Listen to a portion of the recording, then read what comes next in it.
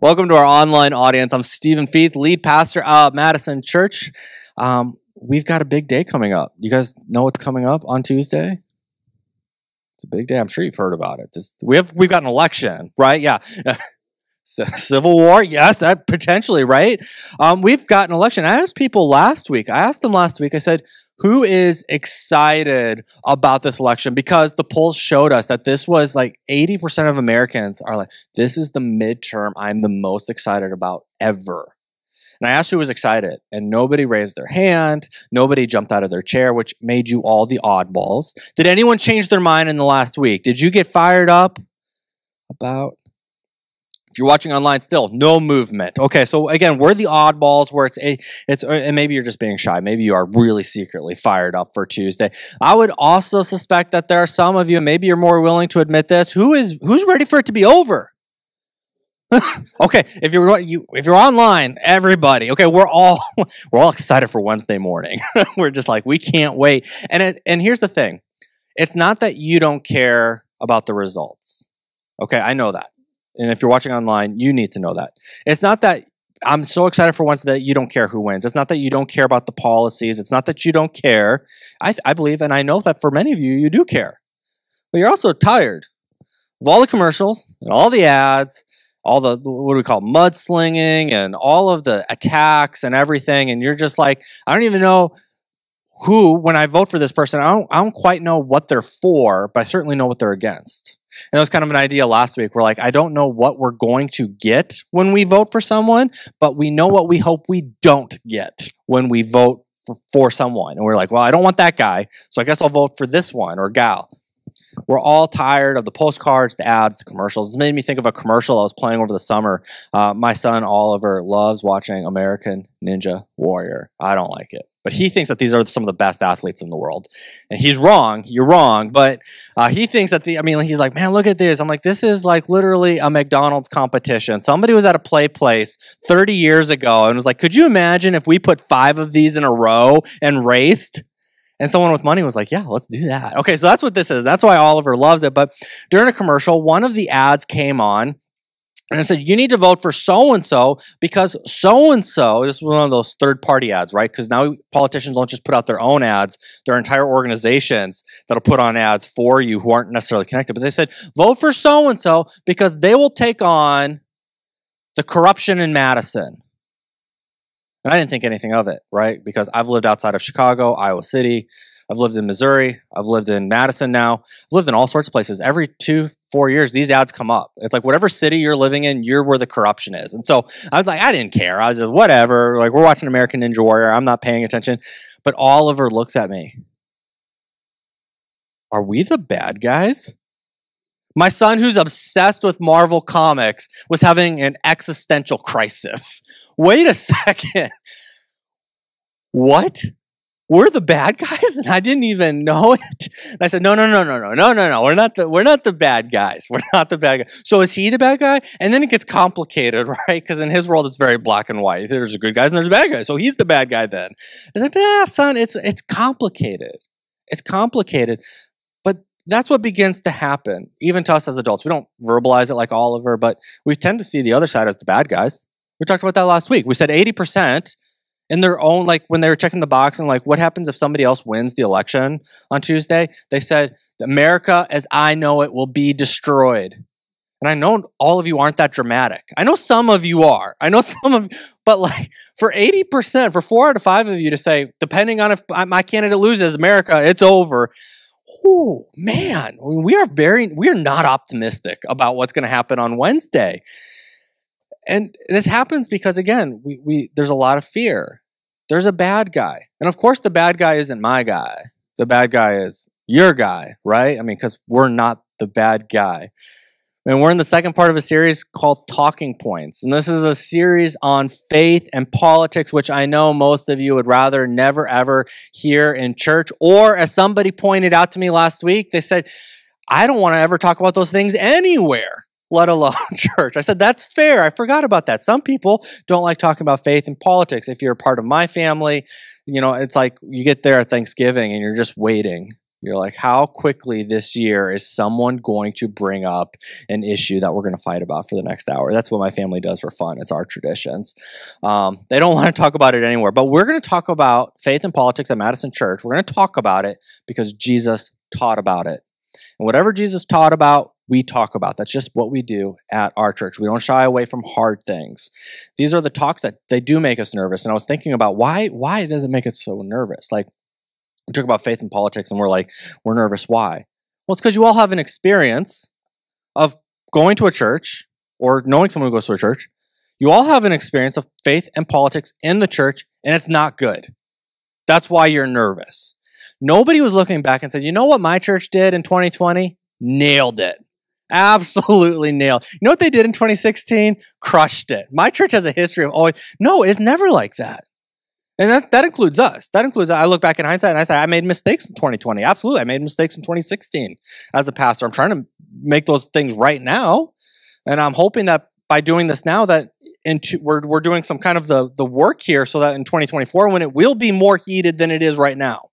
Okay. It will be more heated in 2 years. I'm hoping that we're doing the work now where we can continue to say and agree with each other that unity is a good thing and that disunity is a bad thing and that love is a good thing and that love is a good thing and that hate is a bad thing. That's what I'm hoping that we can do. I mean, chances are the only time you've ever heard of politics and faith in church, you've heard it like this. You've heard a pastor say, people need to put their faith first and politics second.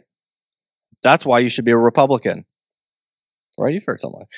People need to run their politics through a filter of faith, and that's why everyone should be a Democrat. I'm sure you've heard it, or some vernacular. This is why people shouldn't vote. This is why you should vote. Whatever it is that your political view is, you've probably heard some sort of spin on that. But regardless of the spin that you put on it, the spin says that when I put my faith first, clearly my party is right. When I put my faith first, my party is right. And this is what we're trying to avoid at Madison Church. Okay? This is what we're trying to avoid altogether. So if you're thinking, oh, he's sticking up for my party, not necessarily. But I'm also not trying to get you to bail on your party either. I just want you to realize that everyone in the room thinks Jesus is on their side. The conservatives would say that Jesus is a Republican. The liberals would say Jesus is a Democrat. But here's the truth. The truth is, at the end of the day, no political party perfectly lines up with all of the values of Jesus. Don't throw anything at me, but it's true. Your political party does not align perfectly with all of the values of Jesus. And as a matter of fact, again, don't throw something at me, but both political parties represent some of the things that Jesus stood for. Each of them do. And I know you're like, I cannot imagine that my far right uncle, that my far left aunt has some of the values of Jesus. They do. They do. I promise that they do. And that's difficult for us to acknowledge because we've been sold. Go back to this idea how we started. We've been sold that the other guy is the bad guy. And if they're a bad guy, how could they possibly reflect the views of Jesus? They're bad. They can't reflect the views of Jesus. I'm good. But again, no matter your party affiliation, and I mentioned last week, at Madison Church, you're all over the place. I don't quite know where we're leaning. In the past, we've leaned right. In the past, we've leaned left. I don't know how we're leaning right now because we haven't gotten to talk about this very much. But regardless, there are people in the room where you're like, I love Jesus and Jesus is on my side. And then we're kind of saying that, but for those who disagree with me, Jesus isn't on their side. And that's not true. We come together on mission, on vision, some of the stuff that we talked about. Jesus is on our side. We can imagine two religious leaders coming together 2 millennia ago, going to Jesus and saying, how should we vote this week? Midterm election, how should we vote this week, Jesus? We don't know how Jesus would answer. We shouldn't speculate how he would answer, but I can tell you how he would not answer based on ample evidence in the New Testament, which is that he would not say, oh, you should vote right. Oh, you should vote left. Jesus wouldn't answer the question because so often when they came to him and asked him questions, the religious leaders, the educated folks, when they asked him a question like that, Jesus was like, silly boy, silly girl. But you're missing the point. So we don't know how Jesus would answer about how we should vote on Tuesday, but we can imagine that Jesus would transcend the conversation. He said, you're just not seeing the bigger picture. Because so often when we're in the middle of it, like we are right now, we're missing the bigger picture. And when we do that, and we have been doing it, the church in the United States, we've been missing the bigger picture for 6, 8, 10, lots of years when it comes to politics. And what's happening is it has a ripple effect, a negative one, when it comes to the world that we're trying to reach. I like how author and pastor Tim Keller puts it. It says, when the church as a whole is no longer speaking to the questions that transcend politics, and when it is no longer united by a common faith that transcends politics, then the world sees strong evidence that Nietzsche, Freud, and Marx were right, and that religion is really just a cover for people wanting to get their way in the world. If you don't know those three names, famous atheist philosophers. And what they said about religion, that people of faith are just trying to get political power. And they use their God to defend their beliefs so that you feel guilty. You got to vote for them because you don't want God to be mad at you. Then they get in the power so that they can have the money and influence. And Tim Keller, this pastor, is saying, when we're just engaging in the same conversations that the world around us is engaging in, boy, it sure looks like those atheists were right and that we're just lobbying for more power, more influence, more money. But if we can begin to transcend the conversation, we don't dive into these weeds and these mudslinging and right and left, and they're the bad guy. When we begin to transcend that and rise above it, something different happens. But that comes at the cost. If we're going to put our faith first, then you should expect there to become space between you and your political party.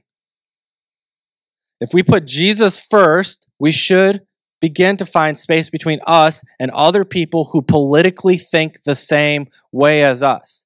We should have more in common with other Christians, with Christians on the opposite side of the political spectrum, than we should have in common with those who share the same politics as us, but not the same faith. Okay? Let that sink in. Really, we should. We should have more in common with Christians who disagree with us politically than we should have with non-Christians who agree with us politically. We should. We're the body of Christ. We have a whole Bible, a whole book, a New Testament, a new covenant, a new Lord, a new Savior that unites us. And we have this opportunity Tuesday, Wednesday, going forward. Because I know some of you are going to be heartbroken next week. Your guy lost. Some of you are going to be excited. And we just don't know until that happens. But we have an opportunity in the city of Madison to be different. We don't have to have that one response where I'm sad. We don't have to have that one response where I'm happy. We can have a different response. We can show the city what it looks like to disagree politically, love unconditionally, and choose unity. What greater reputation could we have in the city of Madison if the people who didn't go to church, who didn't believe in Jesus, who were post-Christian, who were deconstructing, whatever it is, what if they were skeptical about what we believed? I don't know about that Jesus guy. I don't know if he really rose from the dead. I really don't know if healing prayer matters. They were skeptical about what we believed, but they were envious about how we treated each other. What would that do for the reputation of the church? What would that do for the reputation of our faith? Of Madison Church, if they were like, I don't really agree with them on Jesus, but man, there's no doubt that Madison Church loves well. I don't really know about the Christians, but man, and we know that that's not the narrative, right? They don't use "they love well" as the adjective to describe us. And I'm not trying to burst your bubble. If you don't know what they're saying about us, it's not good, okay? It's not. But what if we began to change the narrative? Look, we can't control all of the other churches and all of the things that other people are going to say, but we can control ourselves and what we're going to do. And last week we talked about unity and how that was one of the last things that Jesus prayed for before his arrest and death. His hope for you and I is that we would be unconditionally united, even when we disagree politically, because his call to being united wasn't a call that you have to agree on every single issue together. His call to being united wasn't, I hope they all just get along and never fight, never have conflict. His call to unity transcends that. We can fight and disagree politically and still choose unity. We can disagree about where this country should go in the next 2 years, the next 4 years, but we still choose unity. And Jesus tells us the fruit of the unity will be that more people find him and follow him. The opposite of that's true too. And I think we're seeing a lot of that again in our society. When we choose division or we just let division happen, we point people away from God. Why would they want what we have when we look just like everyone else? Bickering, fighting, unforgiving, ungraceful, unloving. Except for an hour on Sunday when we talk about our loving, gracious, and forgiving Father. Why would they want to be a part of that? They wouldn't. And today I would just want to push us from unity to love. Because if we're going to choose unity, we have to choose love. You might be thinking from last week, I would love to be united, but how do I do that? It's this new commandment. And in the New Testament, it's often referred to as Christ's law. So when you're reading your New Testament, you come up, when Paul uses it mostly, but he'll talk about the law of Jesus Christ. He's talking about the love God and the love other people as the same. So when we're reading these passages out of 1 Corinthians 9 today, which if you want to follow along, that's where we're going. When we come to a phrase called Christ's law, we're talking about the commandment to love God and to love other people. Paul writes 1 Corinthians. Paul was a Pharisee, which he was just a very educated religious leader. He was brilliant. Paul was also a Roman citizen. So in terms of just having all of the check marks of privilege checked, he had all the privilege. Roman citizen, Jewish, Pharisee, brilliant. He had influence. He had power. And then he finds Jesus and completely upends his life in a good way, not initially a good way. He kind of goes blind. That's a different story for a different day. But it upends his life in a good way. And he writes this church in Corinth a letter. And this church in Corinth has a ton of issues. Basically, if you're reading 1 Corinthians this week or later today, and anything you read, just assume that the church was doing something wrong in that specific area, which is why Paul is dealing with it. And so you read 1 Corinthians, you're like, he's hitting a lot of topics. And the theologians and the scholars would say they were a really screwed up church. Okay, that's probably how I would say it, but they were a messed up church. But we get to the point where Paul kind of not wraps it up because there's still a lot that he deals with, but he gets to this point, which I think is a pinnacle moment in 1 Corinthians 9:19, when Paul says, even though I am a free man with no master, I've become a slave to all people to bring many to Christ. Well, this is strong language for a guy who has the pedigree, the resume that Paul has. He says, I've become nothing. I've given it all up. My job titles, my academic achievements, my experiences, my citizenship, I've given it all up. I've essentially become nothing. Why, Paul? To be a good person? He says, no.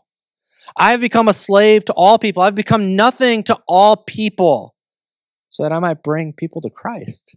Well, that sounds familiar. That sounds like what we talked about last week, right? We choose unity so that people would know the love of God and that they would find and follow Jesus. And Paul's building off that. So we love people, and I've become nothing so that many people would come to Christ.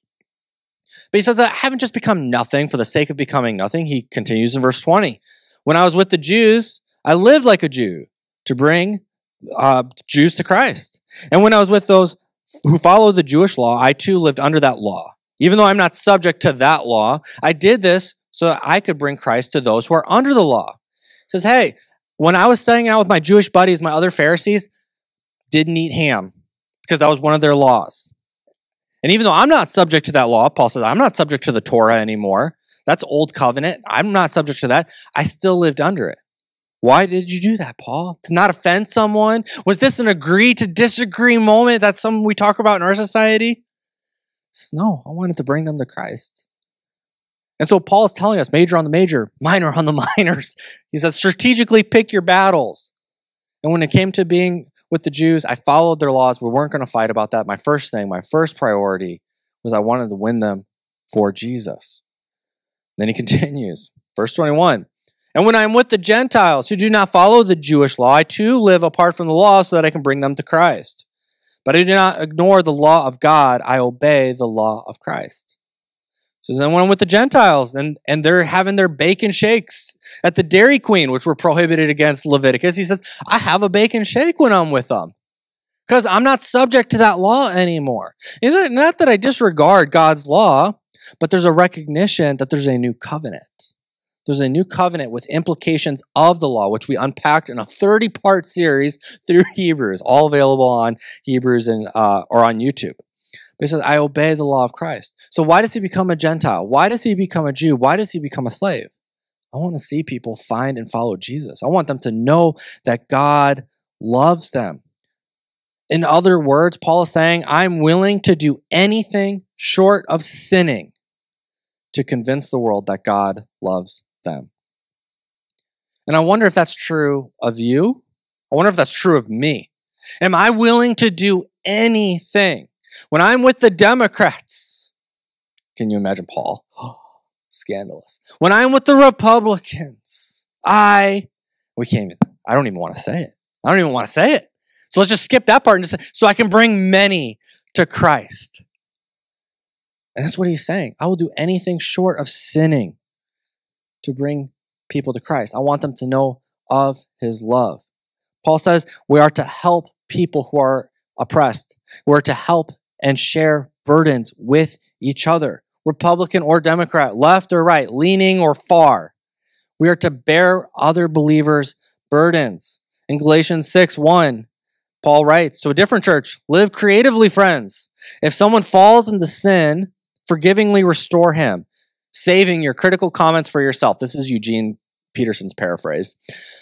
You might be needing forgiveness before the day's out. Stoop down and reach out to those who are oppressed. Share their burdens.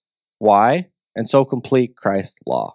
We share each other's burdens to complete Christ's law. If you think you are too good for that, you are badly deceived. So when you see someone who's burdened financially, you share that burden with them.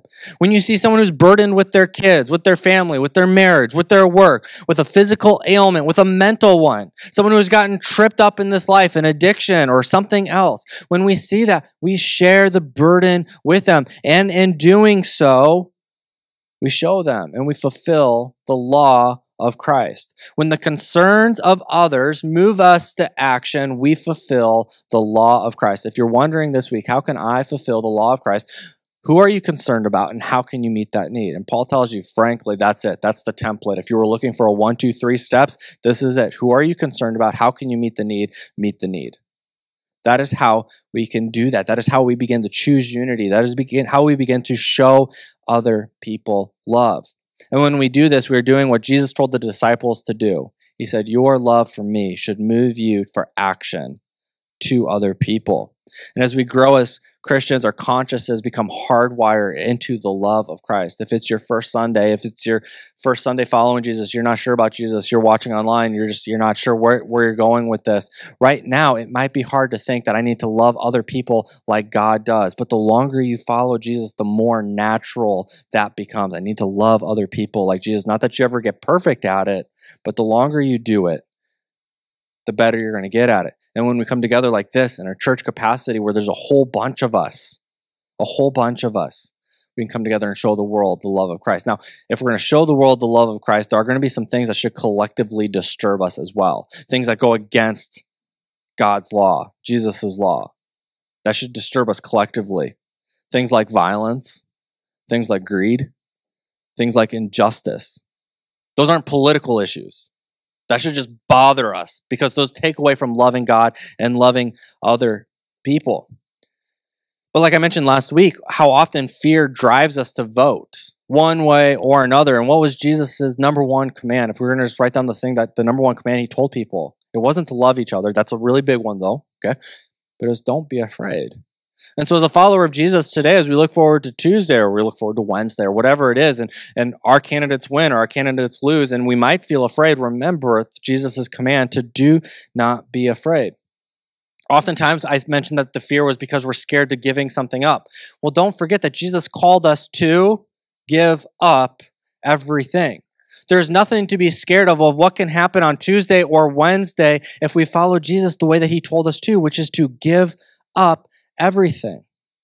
We are to put our families ahead of ourselves as followers of Jesus. I'm already giving myself up to my family. We are to put our marriage ahead of ourselves. I'm already giving myself up for my marriage. We're to put my neighbors ahead of myself, my coworkers ahead of myself. Jesus said something like, the last shall be first in the new kingdom. And that is what we do. That is what we pursue. And so as we come together, we seek this out. We say, I'm willing to be last. I'm willing to give everything up. I will not be afraid. I will choose unity and I will choose love instead. And so as we go throughout this week and going forward, let's listen to other people who don't agree with us. Like, honestly, listen, not to the talking points that you hear on cable news, 2 hours a night or 1 hour a night. Okay. I know you know what they think. I know you know that. But could you find someone in your life who you honestly disagree with politically and just listen for understanding, not listen to argue, but listen to learn. Pay attention to your own ignorance. We all have blind spots. Can we listen to other people and not discount them? And not discount them when they tell us something that doesn't fit our worldview. And remember that we listen and we learn, and ultimately it's to drive us to love people better. Never burn a relational bridge over a political view. Okay? Maybe that's the only message you needed today. Don't burn a relational bridge over a political view.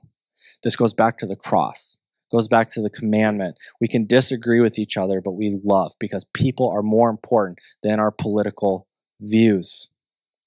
Remember that once upon a time, there were a handful of Jesus followers, and he prayed for unity. He said, if we get divided for any reason, politically or otherwise, the mission of God will stall out. So he prayed for unity. They chose unity. And as a result, they didn't get into the fray of the conversations of politics that were going on around them the way that we do. Because kingdoms come and go. Roman Empire came and went. Empires rise and fall. Political parties come and go. Any Whigs in the room? They come and go.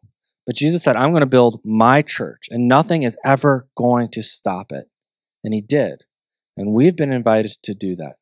Now, your candidates will win or lose based on how the rest of our citizens in Wisconsin vote on Tuesday. But the church will win or lose based on the behavior of every single one of us between now and then and after. So choose wisely. Because Jesus winning is a lot more important than our candidates winning.